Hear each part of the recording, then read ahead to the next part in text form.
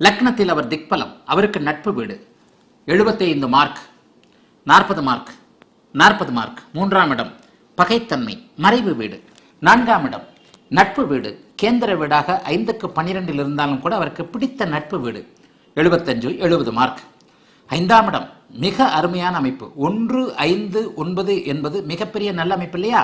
ஆட்சியும் மூலத்திரிகோணமும் பெற்றிருக்கின்ற இந்த வீடு அவருக்கு உச்சத்தை விட மேலானதுன்னு போட்டிருக்கேன். இங்க 75 மார்க் தான் போட்டிருக்கேன், இங்க 90 மார்க் போட்டிருக்கேன். ஸ்தானபலம் என்கின்ற உச்சம் இங்கே இருக்கிறது, ஆயினும் அவர் மறைந்திருக்கிறார், 12இல் மறைந்திருக்கிறார். இயற்கை சுவரான குரு இங்கே 90 மார்க் போட்டிருக்கேன், 100 மார்க் தான், 3 டிக்கு போட்டிருக்கேன். இயற்கை சுவர் அவருக்கு மிகவும் பிடித்த வீடு. லக்னத்தோடு தொடர்பு கொள்ளுகிறார், பாக்கியத்தோடு தொடர்பு கொள்ளுகிறார், 1, 5, 9 தொடர்பு கொள்ளுகிறார். உச்சத்தை அடுத்த மூலத்திரிகோண அமைப்பில் இருக்கிறார்.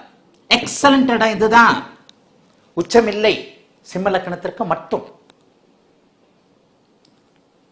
எங்கே ஸ்தான பலத்தை பொருத்தி பார்ப்பது, எங்கே மறைவு ஸ்தானத்தை பொருத்தி பார்ப்பது, எங்கே ஆதிபத்தியங்கள் அடிபடுகின்றன என்பதை பார்ப்பது, எங்கே காரகத்துவங்கள் வலுத்து பலன் செய்கின்றன என்பதை பார்ப்பதில் தான் ஜோதிட சூட்சுமம். இந்த சூட்சுமம் 5ஆம் இடத்தைச் சேர்ந்தது.